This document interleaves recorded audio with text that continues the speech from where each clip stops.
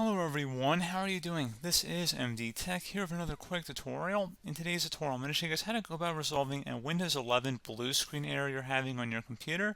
So whether you're performing updates, you're getting an IRQR not less or equal message, K-mode exception not handled, kernel data in-page error, a lot of errors pertain to this problem, and we're going to go ahead and jump into what should hopefully be a pretty straightforward process, guys.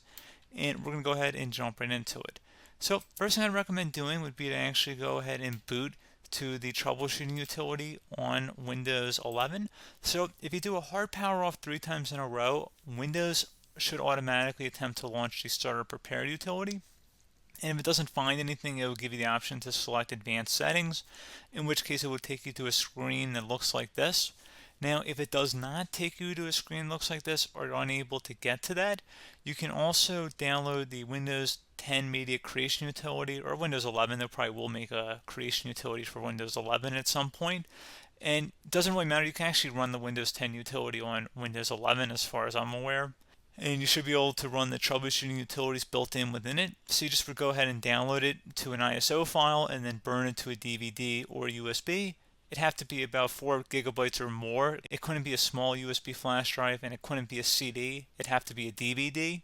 And then you'd boot your computer from it. So depending on the computer manufacturer, you'd have to tap a different key on your keyboard in order to launch that menu, in order to select what boot drive you want to go off of. So it could be anything between the escape key, F2, F8, F12, for example, and those are the function keys on the top of your keyboard. So you may have to just do a little bit of trial and error. Shouldn't take you more than a couple minutes. Googling it would probably be best before you even begin. But anyway, we're ready to go ahead and jump right into it. So we're on the choose an option page. So these will look very similar whether you're booting from it directly within Windows itself, or if you're plugged in a USB flash drive with the media creation utility installed and you selected the recovery option. So when you are setting up your Windows 11 installation or Windows 10, depending on the drive you're using, there should be an option to repair your computer in the bottom left corner of the dialog window, one of the first screens that comes up. You go ahead and select that, and then it would take you to a troubleshooting screen like you see here. And you want to go ahead and select troubleshoot, reset your PC, or see advanced options. And then there are going to be a whole bunch of options in here that we're going to explore in today's video. The first one, we're going to actually go underneath advanced options and then select startup prepare, fix problems that keep Windows from loading. So go ahead and select that first.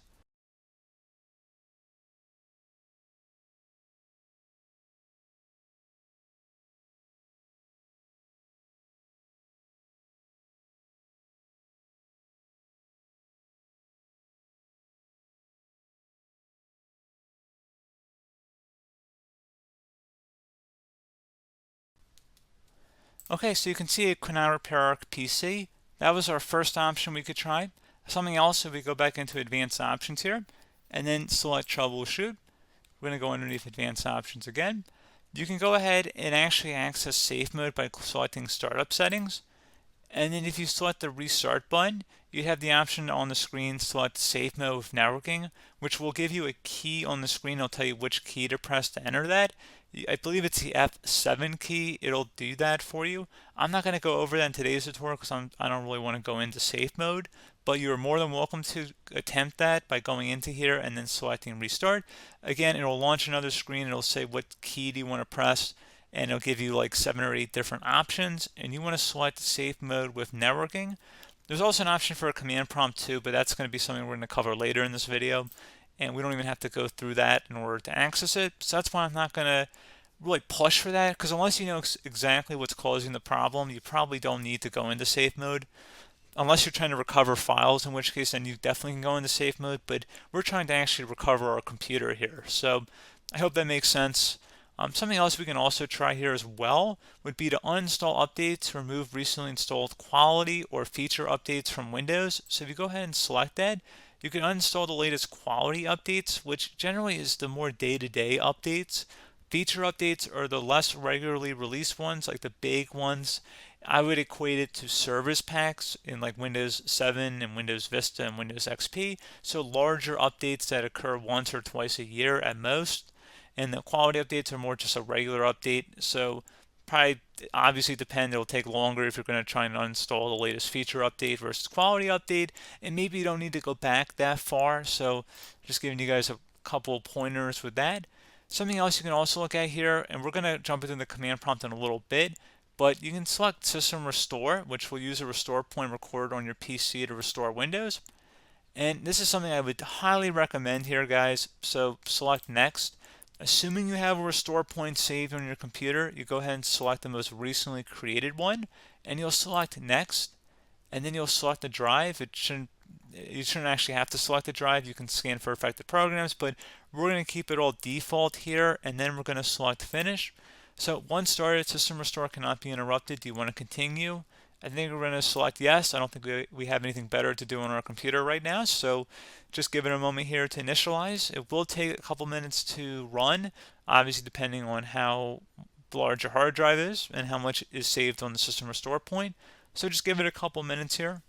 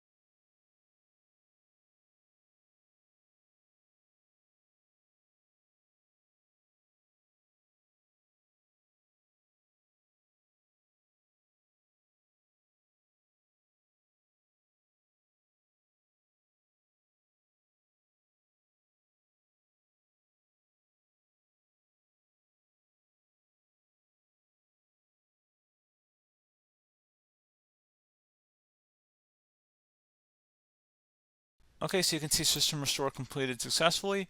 The system has been restored. Your documents have not been affected. Click the Restart button to restart your computer. Go ahead and select Restart.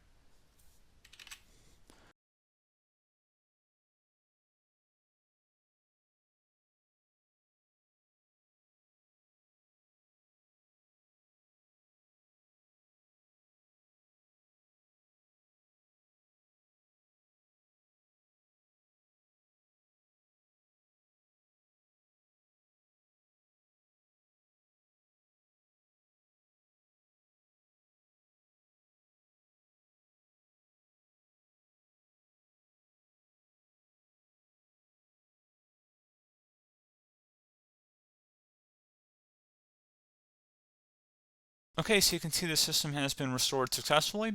We're going to go over a couple different methods in addition to that if that did not work. So I'm just going to pause the video and we're going to start back on the recovery screen that we started with. Okay, so a couple other things we can try here too. If you go back into Troubleshoot, you can select Reset Your PC, let you choose to keep or remove your personal files and then reinstalls Windows. You can select to keep my files, which will remove apps and settings but keeps your personal files. You can also select Remove Everything, which will remove all of your personal files, apps, and settings. So this is more of a factory reset, the second option here. First option, it should not delete all of your personal files. However, it will pretty much clear most of your programs. And keep in mind, there's no guarantee that your information, number one, is even still available and easily recoverable on your computer to the point that you actually would be able to recover anything. And the second point is that there's always a chance that it won't actually recover and it will just do a factory reset anyway. So there's no guarantee that actually would keep your files anyway. So I would recommend trying to get a recovery tool and backing that up first before selecting it anyway.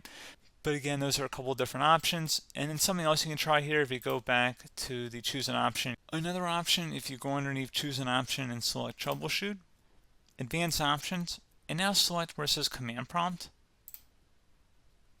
Okay, so the first thing we should do is type our main hard drive here. In most cases, it should be the C drive. So you just do a C colon and then hit enter on your keyboard. So once you're underneath the C drive, we're going to type in dir and then hit enter on your keyboard. It should have program files, users, and Windows all in there. That's how you know you're in the right directory.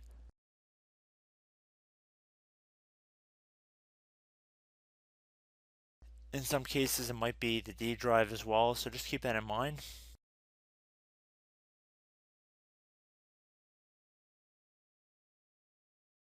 Next thing we're going to do is type in cd space / Windows / system32 / config,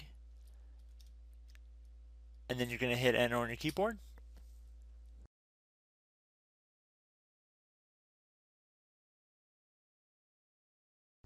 So now you're going to type md space backup.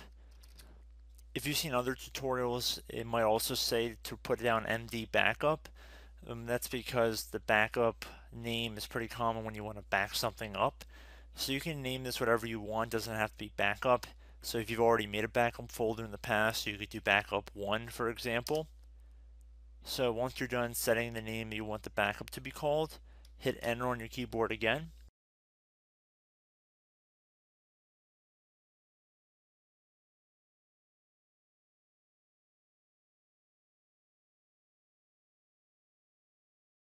At this point you want to type copy, C-O-P-Y, space, then you want to do the star symbol above the 8 key, then do a period or a dot, whatever you want to call it, then another star sign, and then another space, and then type backup, and then hit enter on your keyboard.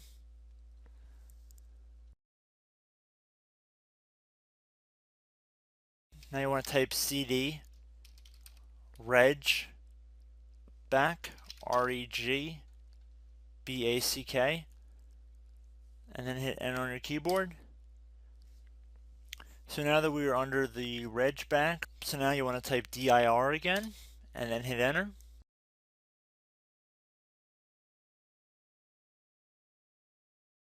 So now at this point we're going to type copy again. So copy, space, star sign, dot, another star sign, space, and then 2 dots. So we're going to type copy, space, star sign, dot, sign, star sign,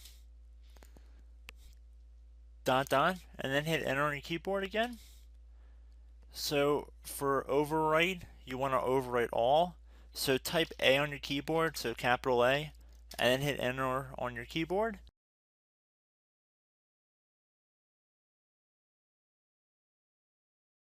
So at this point you should be good to go. You can close out of the command prompt window, and if you accidentally continue to Windows 10 you should be all set.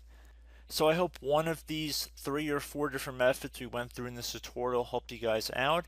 Again, I'm not sure if you guys heard me earlier, but try to go back into your safe mode if possible and uninstall any programs you know might be conflicting with the Windows startup if you can get into safe mode. So just keep that in mind. Something very simple like that could be blocking up everything. So again, I hope this tutorial helped you guys out, and I will catch you in the next tutorial. Goodbye.